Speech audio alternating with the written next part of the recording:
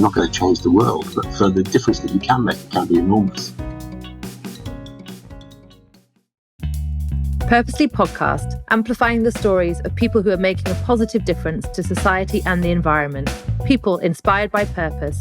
Here's your host, Mark Longbottom. A really warm welcome to Purposely with Paul Streets, CEO of the Lloyds Bank Foundation, one of the UK's largest corporate foundations. They donate almost £20 million to hundreds of good causes each year, a real wide range of causes they support indeed. And what I really love about them is a lot of their funding is unrestricted. So it's funding things that aren't glamorous, that are vital to good causes and vital to charities.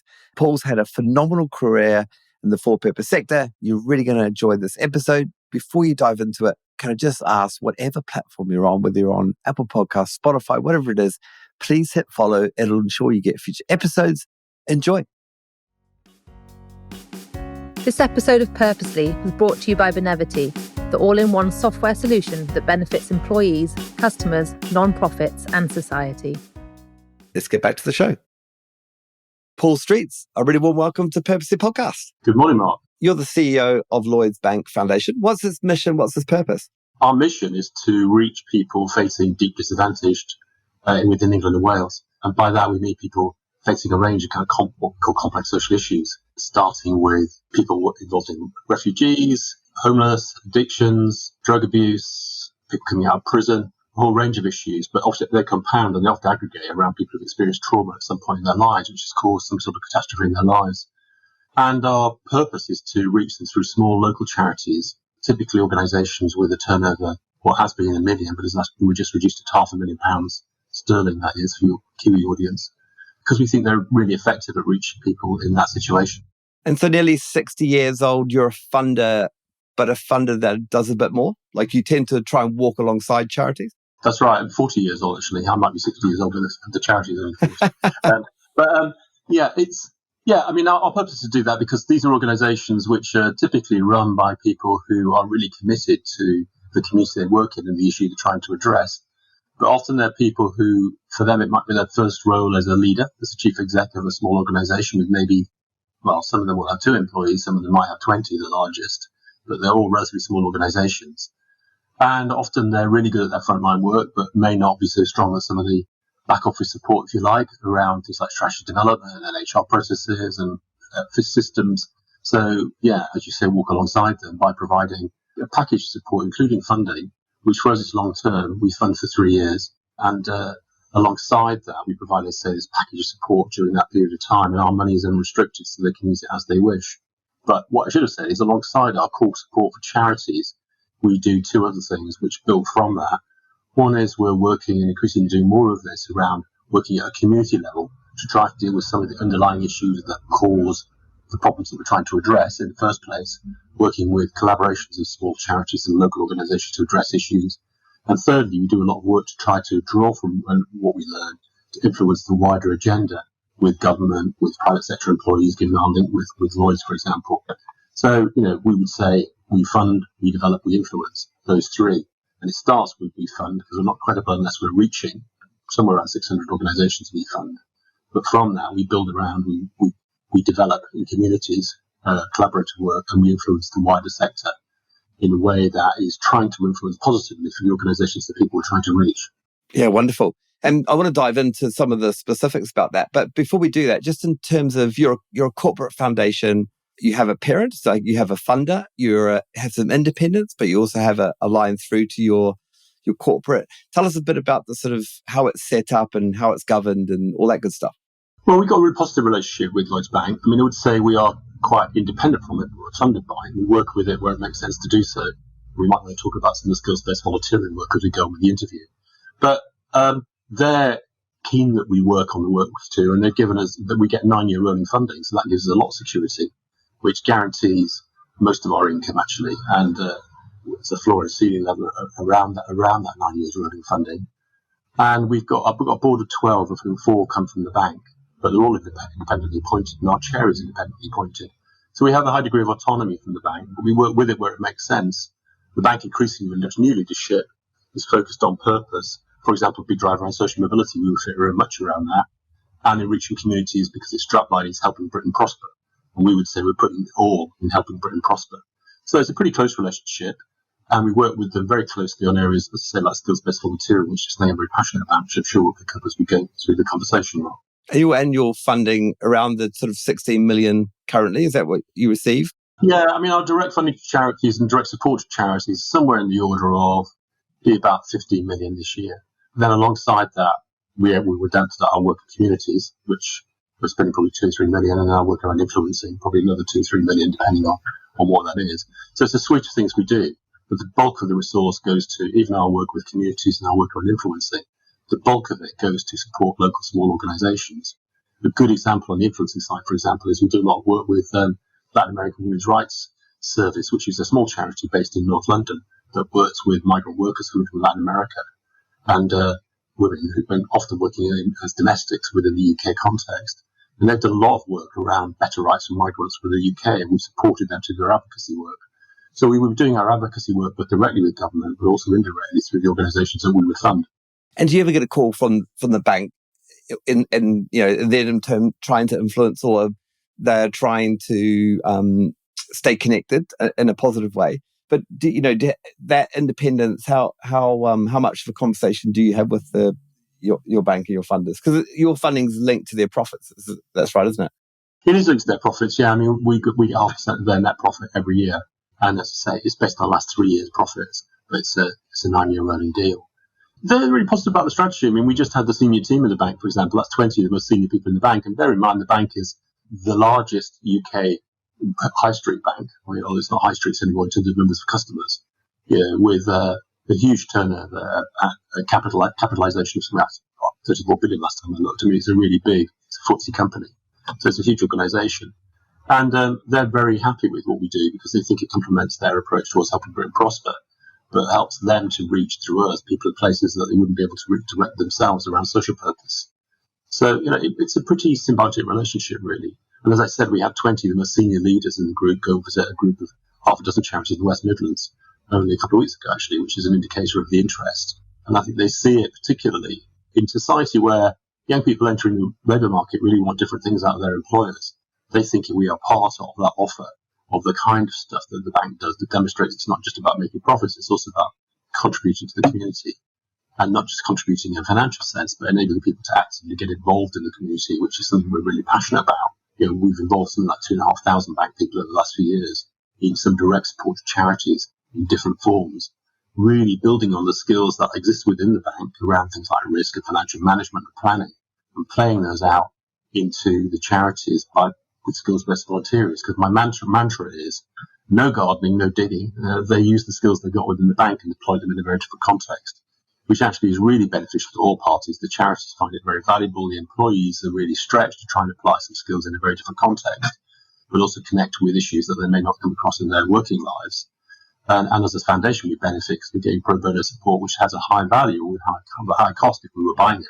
Yeah, and you and I are aligned on skills-based volunteering. So, the end of accountants doing painting or fixing walls or those sorts of things. But it's sort of the banks using some of its IP, what it's really skilled at doing, what its people are brilliant at, and then putting that into a for-purpose context. And then, you guys are the facilitator of some of that for-purpose, like using the IP and all of what it's good for to do good across, England and Wales. That's right. I mean, it's this long, as I said, a range of support. We call it enhanced, but it's really capacity building support.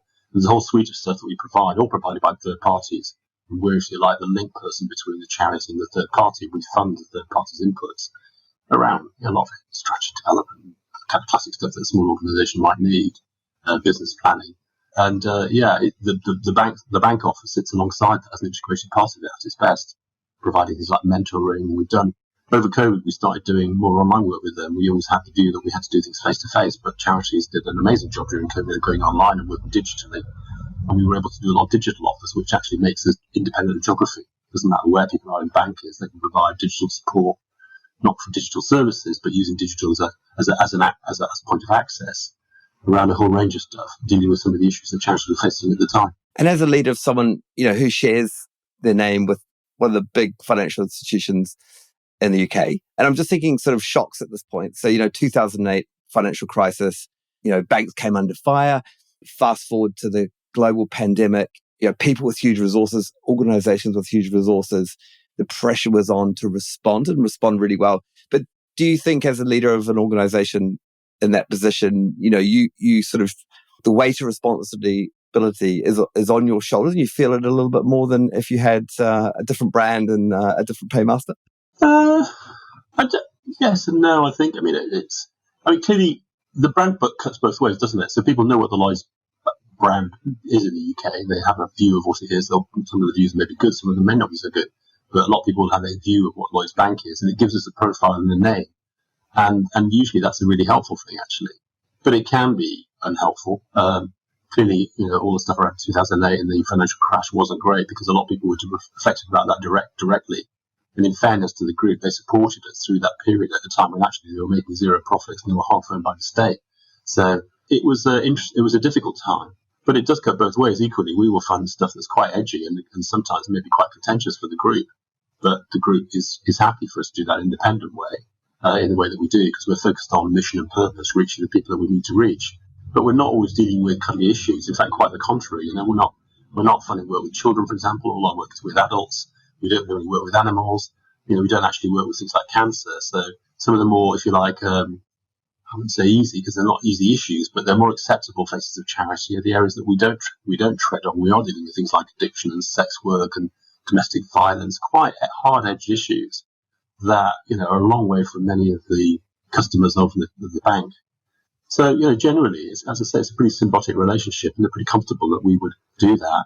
The reputational thing in terms of the group for us is what's important, and I think it's important for us anyway as a funder, and I would say that whether we're a corporate foundation or not, is that where we are an advocate, we're an advocate based on what we learn and hear from those that we fund. It's not my personal political opinion, that's irrelevant. What really matters is what are we learning from the ground, what matters to the organisations, the people we're trying to reach on the ground, and how can we use what we know from our work to leverage, if you like, if you want to use a financial term, the wider sector, government, local government, for example, local government really important here in the UK in terms of the relationship between charities and local government. How can we leverage and influence them around areas like procurement and commissioning and some of the fundamental things, or the rights of women, as we talked about earlier, with Latin women's rights and access of services to migrants. So we pick up some quite hard-edged issues, and we're not interfered with in that respect, and I think we're encouraged to do so, but I think we only do so because it's based on the evidence of what we learn. It's not my opinion. It is based on that, and I think the foundations, we're democratically elected, we don't have members. We have to think about the mandate we have to be advocates. And I think that you've made some really good points, because if there was a marketing team in a bank trying to control, the issues and causes that you supported, then they certainly wouldn't be going with the multiple complex issues that you support. And so absolutely true on that front. In terms of being able to do that and having that independence and being where the foundation is today, do you think that a lot of that's down to how it was set up in the first place? I'm thinking sort of how it's the governance of the very beginnings of the charity that have enabled it to really be cause-led, was what it looks like from the outside, rather than fall into some of the traps around marketing or brand or I think it's true that is true, and it always has had ever since we were set up in 40 years ago in 2025, since 1985 we were set up. It's worth saying that it started out its life as something called the Trustee Savings Bank Foundation. And TSB is in the UK. And TSB still exists, but we're no longer linked to the TSB. But TSB was taken over by the bank as part of the some time ago. And then, of course, the bank got larger in 2008 when HBOS and others merged in with it. But TSB was a mutual, so itself it was a bank focused on purpose. But interestingly, when I talked to the bank, and if you think of the bank's origins, the bank was started by Quakers in the West Midlands. So the bank has actually, at its heart, quite a strong social ethos, purposefully ethos, which should be rooted, I guess, in its Quaker roots, although, they're hundreds of years past that. But organisations do reflect to some extent today where they started from, even in the case of the bank, hundreds of years ago, in our case, 40 years ago. And being able to fund charities, in fact, before this podcast, I saw a post on LinkedIn saying, you fund salaries? And it was a charity inquiring to a funder and being absolutely blown away by the fact that they fund salaries. So that sort of unrestricted back office, keep the lights on, was that hard for, you saw that as fundamental amongst your trustees? And then as we sort of the world headed into a global pandemic and things got really interesting for so many organizations, they suddenly had all their fundraising turned off. Has that always been an approach for you guys? No, it's evolved over time, and I would say it's not all unrestricted, because I talked about some of the influencing work we do, where we're working with charities around particular questions, and now we would be funding them to do particular pieces of work for us, but that's because we're working in partnership with them around an issue that would matter to both of us. But the bulk of our resources to our responsive funding, which is where most of our money goes, is unrestricted, and it's fundamental to me. And I guess I came into this world not having worked in funders. And there's this myth that some trustee boards or foundations seem to have, that they're sort of performance managing the organisations that we're funding. And if we have a culture where we're funding particular projects and we're requiring them to report in ways that we want to aggregate for the convenience of the foundation's annual report, then we reinforce the message that actually they're accountable to us as funders. Well, actually, the message we need to give to organisations is you're accountable to the public you're trying to serve. How do you demonstrate that? And the best way we can support you once we know that you are connected to the public that you wanted to serve, is to give you unrestricted money so you decide how best to use it.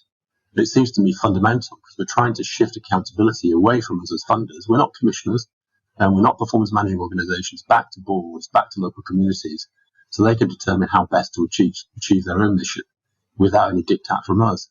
So it seems really fundamental to me, and it has been a journey. I mean, we did quite a lot of project funding when I first arrived, and we gradually shifted to what we call core costs, which is not unrestricted, and now we are unrestricted. I mean, in truth, it's restricted in that it has to be spent within a certain period of time, and we want to split over the 3 years. And how people use it within those 3 years is entirely up to them. So for some organisations, for example, they will want to fund salaries, but some might want to put it into their reserves because it will make them stronger in their ability to be more secure for the future. Well, that's okay too, because we're funding and making a contribution to your overall work, rather than insisting that we're funding a little bit of it and requiring an attribution for that. And you touched on it then. Before you said that you hadn't worked in funding before, but you needed a little bit of convincing that it was the right role for you. That was a conversation we had before this podcast. What have you learned in the time that you've been in the role? Because you've been, with Lloyds for just over 10 years, is that right? Just over 10 years, yeah. Just over 10 years, a couple of months ago. It's been a revelation, really. I mean, it's a job I don't think I could have done a lot earlier in my career. And I brought things from early in my career that I was quite surprised by, particularly around development. I've done a lot of work in overseas development, and interestingly, we're building local NGOs in a way that when I was working at Site Savers, we were building local NGOs that they happen to be in Tanzania or Ghana. Ours will be in, Tunbridge or Grimsby, but it's the same issue. So I brought some of that. But I guess my thoughts on arriving here were when I was approached about the role, well, really, it's just not very interesting, is it, giving out resources? If that's all you're going to do, it's a really important thing to do, but not something I was interested in. But I was quite excited by my conversation with the then chair about what he thought the potential for the organisation was. And the mission, and what I sold in the interview was, look, if you want somebody just to distribute grants, do not appoint me. We want somebody who will think about how we use that footprint to then leverage further. I'm really interested in this role, including the relationship with group and how we make the best out of that. So that was the kind of pitch. But you asked at the beginning of this, what have I learned the most? And I think I was going to be completely honest. When I arrived at the organisation, I thought we were funding a lot of great organisations, but I had no idea of how important these small local organisations are to some of the most vulnerable people in society, and how effective they are reaching them. And I guess what I've come to learn is that I've worked in big charities. Big charities are really good at providing a kind of standardised product to a large number of people. Diabetes UK, really good at providing standardised support to a large number of people with diabetes who would live their lives and have diabetes alongside them. What small organisations are really good at is dealing with people who have a series of things that affect their lives, overlaying and providing highly bespoke services that are relevant to them and relevant to their locality. And it's pretty unique. And it's, I think, a massive strength of the voluntary sector in the UK that we have these literally tens of thousands. I mean, 95% of the sector has a turnover of less than $1 million. And most of those small local organisations doing a range of stuff. I mean, we fund a proportion of it, but reaching local communities. And it's a revelation, I think. Because if you ask people, the public in the UK, to name 5 charities, they probably won't name the local one. They'll name Cancer Research UK and Diabetes UK and the National Trust and some of these RMLI, these sort of household names. But actually, those aren't the majority of charities. They're unusual. The majority of charities is these small local organisations on the ground, many of them dealing with these very complex issues. And of course, a whole set of organisations we don't fund that have no staff at all, that have a turnover of less than 10,000. That's not an area we enter into. But it's a remarkably strong and valuable asset for the UK that I think is really undersold. And you've had a fascinating career, so I'm going to touch on that soon. But social work, you worked in health and public sector and for charities, Diabetes UK, your current job. But taking you right back to your childhood, was there anything that you can point at back then that sort of pointed to for purpose would end up doing a role or, being involved in a better society, a better world, that sort of focus? Can you point back to some reasons why?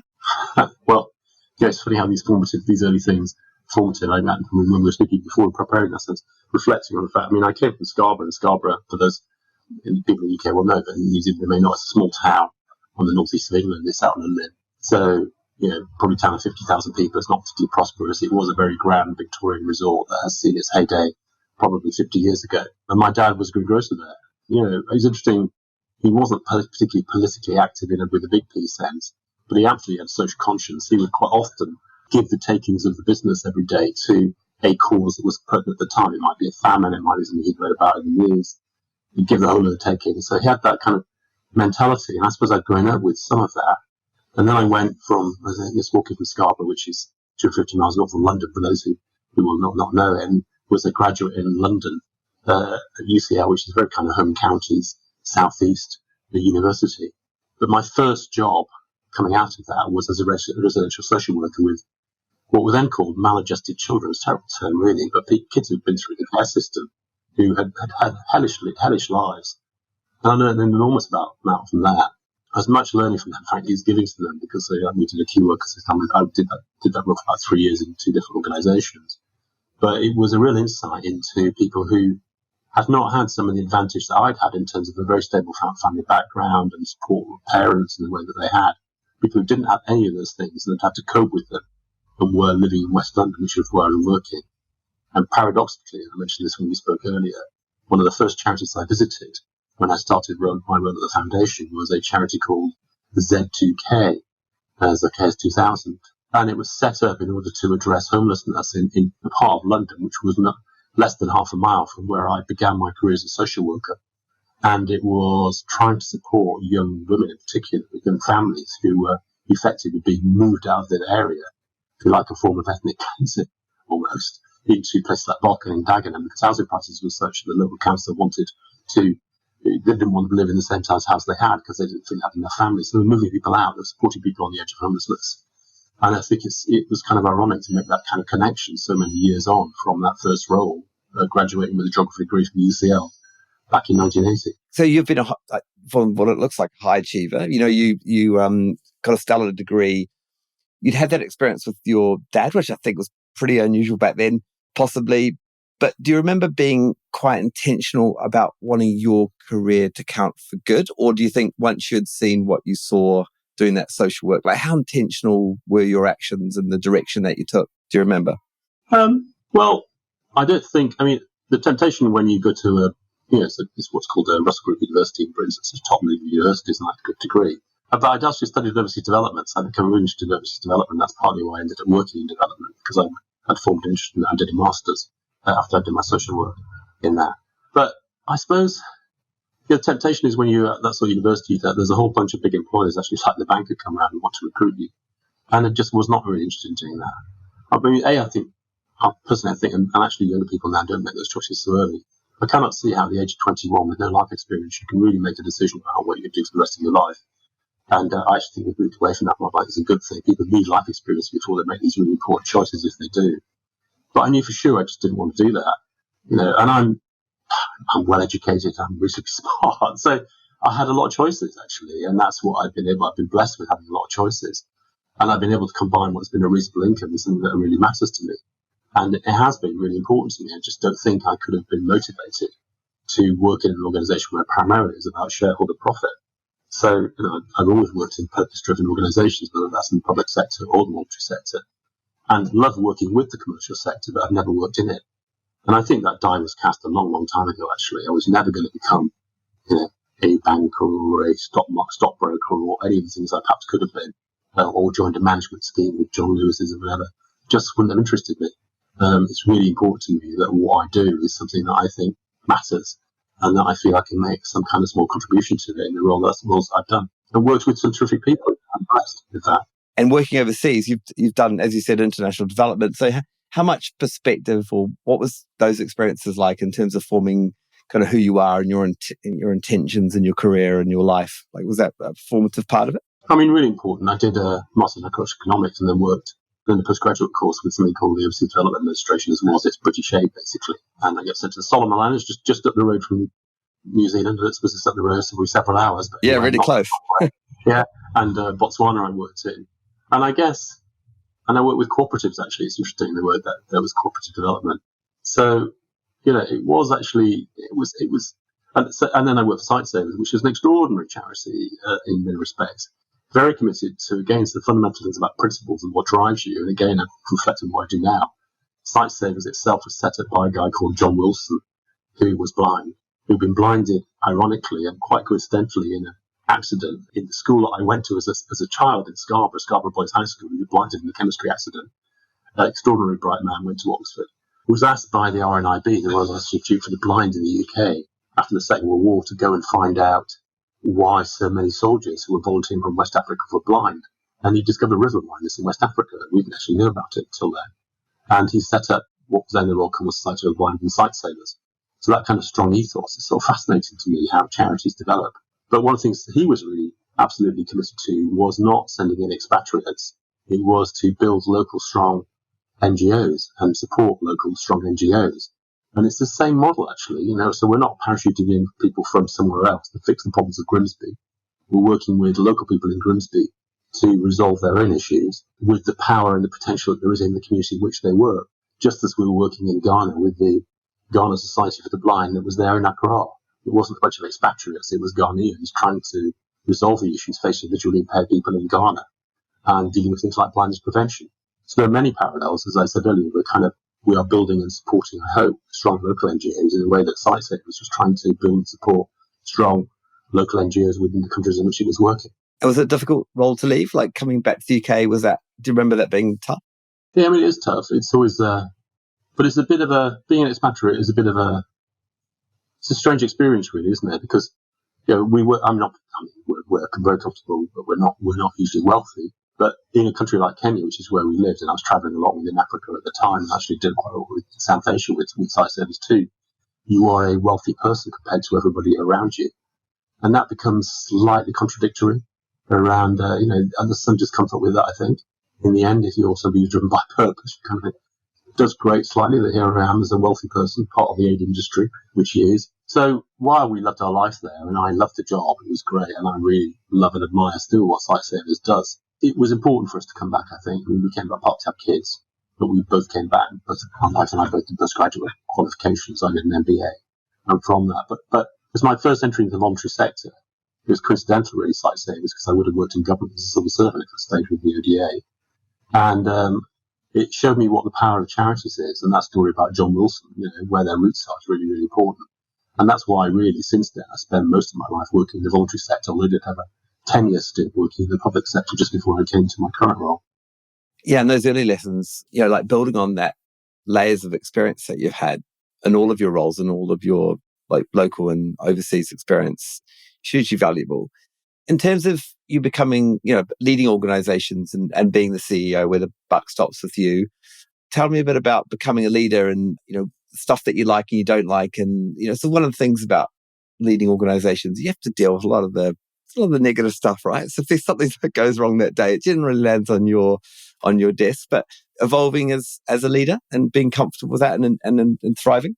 Yeah, I suppose it's interesting in the context of the conversation around inclusion in Britain now, and it's come out Black Lives Matter actually for me. I'm very thoughtful about this. But I did come up from a school of leadership in many respects where I kind of I suppose I'm a bit of a control freak, and it doesn't work much in today's environment in some respects. I have really had to adapt that. But I think if you're a bit of a control freak and you're somebody who's not a chief exec, you're always looking up thinking, I could do that better, I could do that better.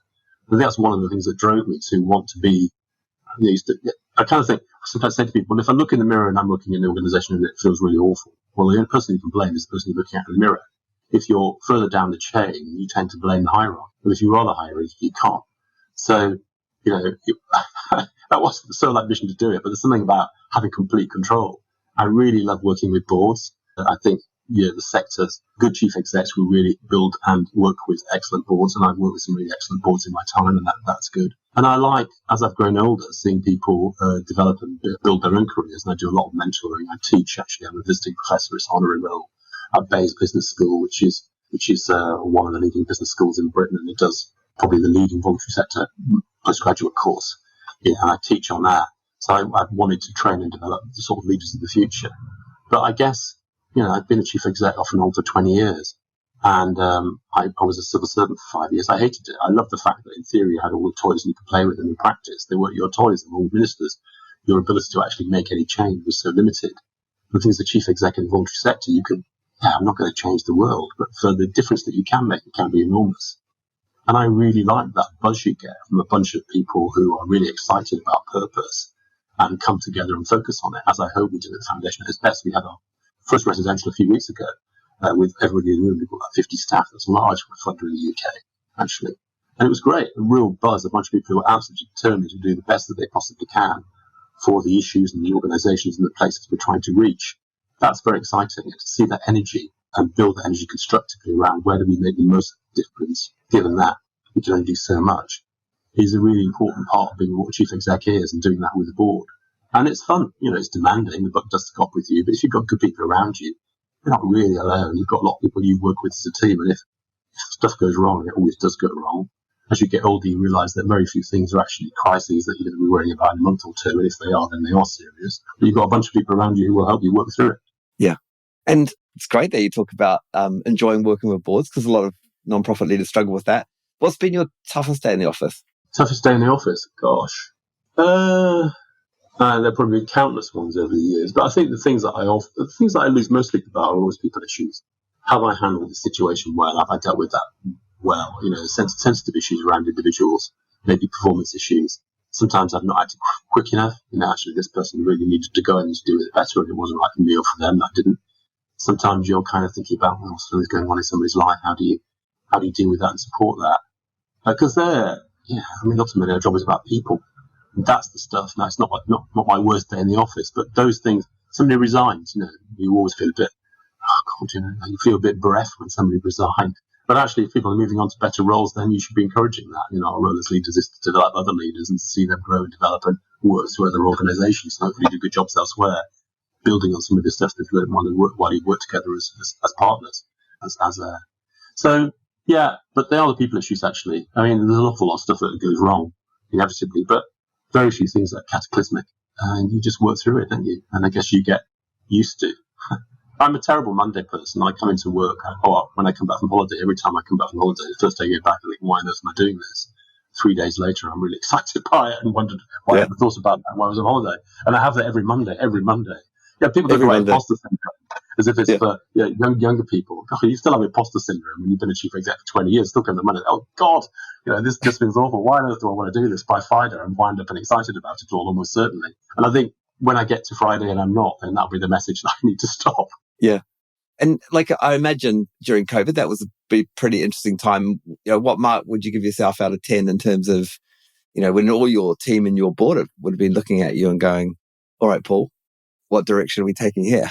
It's really tough, actually. I don't know. We did okay during COVID, but I think like a lot of people, my personal mark, 6, I guess. I think a lot of us were running around a bit like headless chickens, weren't we?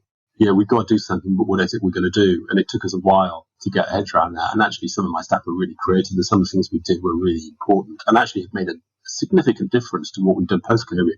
Particularly, I touched on earlier the insights around Black Lives Matter and the issue and the question of inclusion, which I think we've never really thought about seriously, which is a real criticism. We shouldn't have needed COVID to do that. So, I think 6. And in terms of, those projects that you support, those causes that you fund and walk alongside, we talked about at the beginning, but are there some examples of organizations or, the difference you guys have made to people's lives that you could share with us that are sort of highlights for you and the team? That love to hear about a couple of the highlights. God, so many. And a lot are about individual leaders that I've seen develop with our support, but actually with their own resources.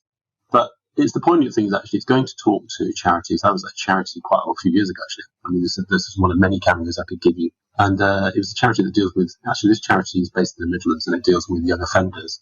And it deals with kids who have been in care, the care system looked after, or whatever you want to call it, care experience, lots of terms are used for them. But also fundamentally, they're people who experience trauma, usually people in prison or people who've got through the care system. And supporting them to move on in their lives is really difficult.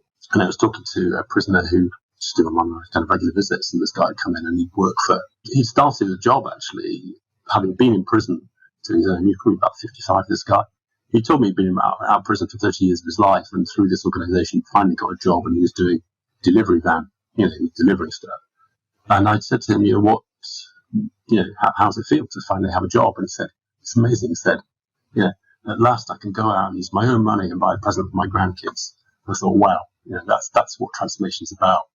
I think these personal stories I've got so many of them actually, JK, fantastic stories of transformation of individuals, small things that actually make a massive difference to their lives. And that guy's life had been transformed. For the first time, he was holding another job. I think he'd had 18 months outside prison for the first time in his life for 35 years. Quite extraordinary, actually. Yeah. And there are loads of cameos like that. Actually, we've got people whose lives have been affected by the organisations that we reach. And actually, that's what keeps these people going and what motivates them.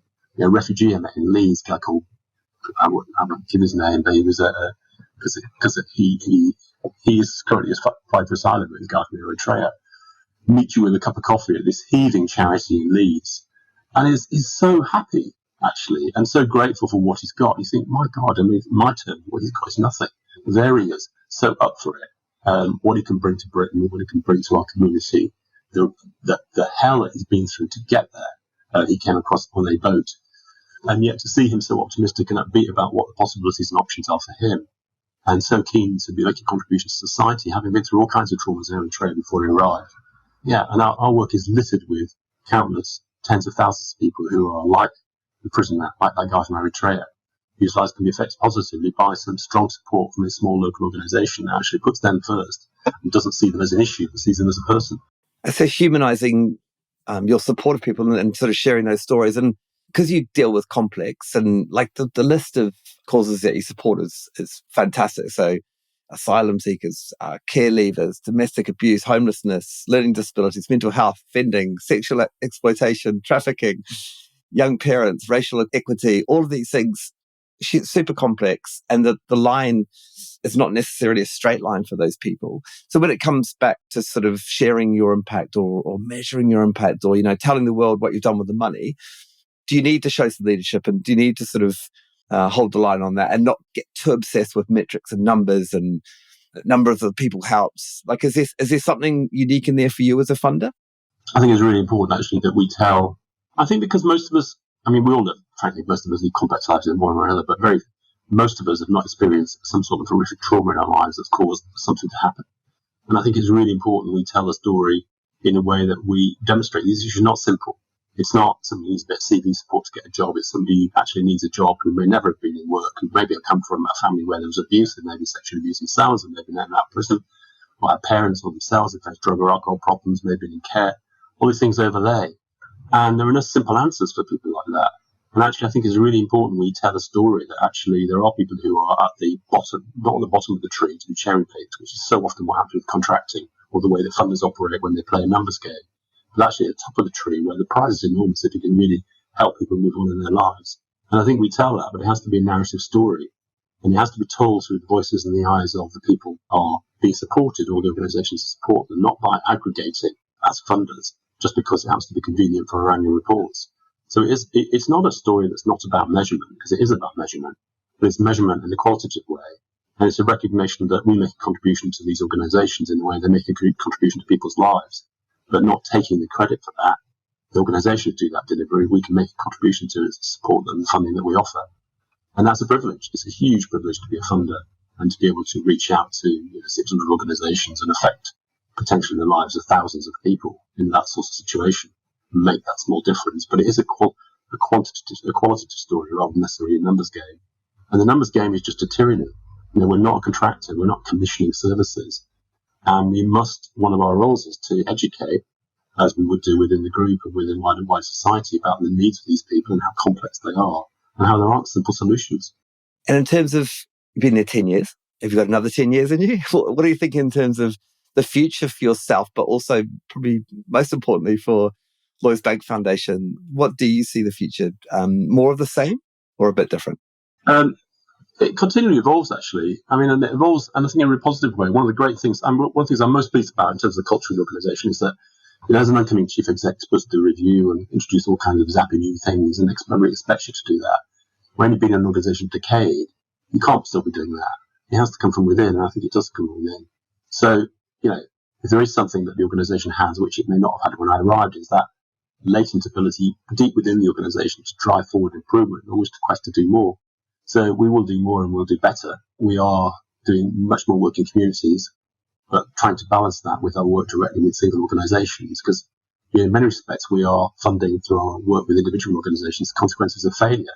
Had there been better support for somebody 20, 30 years previously, like that prisoner I met, then perhaps he may not have ended up in prison. Perhaps he would have had a very different life story. So what is it that can be done in his community that might have avoided that? And we're doing quite a lot of work now. We just kicked off a program called Local Collaborations, which is supporting collaborations of organisations to work together locally around 3 issues. One is welfare, one is refugees, and one is step-up accommodation, to try to address a local issue, to try to get some of the root causes. And I suspect we'll do more of that. And I hope we'll get better at leveraging what we do. So, the die is cast in a sense. Our strategy is a framework, but it's not a straitjacket. I think the strategy is a good one, and I suspect that will radically change. We're not suddenly going to become an arts fund. We don't know anything about arts, nothing wrong with arts, but we don't do that stuff. So we focus on what we do and know best, and we're always committed to do that. But how we do it, I think, will evolve significantly over the course of the next 10 years, whether I'm here or not, because I think that's embedded and enshrined, I hope, in the organisation and with the people who work there, which is not dependent on me. And a board that has changed quite a lot. We've shifted our board away from what was a great and a good board, fantastic as that was, to one that's much more rooted in lived experience and bringing people close to communities to decision making. I think that's something that will change us quite a lot. So it is evolving, and I see these things as organisations don't move up and down in steps; they move up in a curve, and you hope that curve is a positive one, and you hope it's steep enough for the organisation to not to falter. Steep enough to be ambitious, but not so steep that everybody collapses in the meantime. But, we will progress, and we'll progress from that strategy, I suspect. But I suspect if you came and talked to me in 5 years or 10 years, if I'm still around in 10, which I don't think I will be in this organisation anyway, I hope you will see it evolve even further and try to reflect some of what we're learning from the communities and the context in which we operate. And do you feel like seems to be a lot of negativity around, we're facing some huge challenges. High inflation lead to real pressure around, cost of living. We've got some sort of identity politics, which is making life really difficult for a lot of minorities. Just come out of a global pandemic, lots of issues mounting up. But you're an optimist. You see positivity in the future. And if you do, what do you pin your hope to? Yeah, I mean, it would be easy, wouldn't it? You lay climate change on that as well. And climate change, God, I forgot the really important one. So, and obviously the people who are worst affected by these are always the poorest. It's always the case. It's not the wealthy who can isolate themselves to many of these things. It is the poorest. I'm pessimistic about the ability of state actors to address these issues, to be honest. I mean, I've worked with government, and I've worked both within government and alongside government. And yes, at the edges, it can make a difference. And local government in particular can make quite a lot of difference to local communities. But I'm an optimist in relation to the power of individuals and communities to begin to address some of these issues. And at a macro level, I don't know how that plays out. But I think at a local level, for the things that I think we have some purchase over, I do have a lot of faith in these local organisations. And I've become, if you like, a kind of radical decentralist. I think that the more resources and the more resources that are passed locally, the more decisions that are made locally, the better they will be made. Now, that isn't going to resolve some of the macro issues like the 1.5 degree centigrade, move towards global warming. That does need to be solved at international level. And I honestly wouldn't have an informed view as to our chances of that or not, frankly. But I am an optimist around the ability of communities and people to make a difference in their lives, given the right kind of support, because we see it through our work. So, I need to be contained about what I think I can actually influence and focus on that. And I think that's one of the things that happens as you get older. I'm not going to revolutionise the world. I'm not going to create a new financial or economic system. But I do think we can make a difference, and as individuals, we can make a difference through our individual actions to the people in the communities we are closest to. And what do you do when you're not working, when you're not leading an organisation? I'm married, and I've got 3 kids who are in their 20s, and anybody who thinks that kids in their 20s are easier than they are when they're 10, wait until they get to your 20s, they're very, but I mean, I'm very engaged with my kids, and it's fascinating to see how their lives are transporting. I'm very interested in history. I'm interested in art, actually, and I'm very interested in antique clocks, which might be a slightly odd thing, but I think I'm fascinated by history, and actually you play it out. I think that's fascinating. We don't tell that story in Britain, actually. The history of Britain is a history of refugees. And if you look at some of our artisans and artists in Britain, many of the best of those came over as refugees. So we don't tell that story. And actually, interestingly, a lot of them came over in boats from France, and they happened to be Huguenots. They worked from Eritrea, but they were Huguenots. So I like that kind of link. I like that connection with history. And so I do, when I've got spare time, read quite a lot of history and stuff about antique clocks, which is a slightly odd thing. But I also sing. So, which I really like, because I think it's one of the things about being a leader is you crave a situation sometimes where you're not a leader. And I love being part of a choir because I don't sing fantastically. I mean, it's just fun, but you're not in control. You're just part of a group, and it's quite nice to be in those situations. And to put yourself in a position outside of work where you're not in a leadership role is quite nice, actually, and it's quite relaxing. And I walk a lot, actually. I do a lot of walking with my son. Britain's full of fantastic long-distance walks, and every year I do at least one of those with my son, go for a week, and we do walk, and it's very cathartic actually walking. To spend time just walk for 6 hours, sit in the pub all evening, and then walk up and do again the next day. Great fun. This is why you have so much trouble on Monday mornings, Paul. You have too much fun on the weekend. Well, yeah, maybe. Paul Streets, massive thank you for joining me on Purposely Podcast. Thank you, Mark. Joy to talk to you, and I hope this is of value to friends in New Zealand, as I hope it is to those of my colleagues who work with me in England and Wales and the United Kingdom. Thank you. Thanks for listening to Purposely Podcast. Please subscribe and leave a review. I hope you like what you're hearing, because I sure do.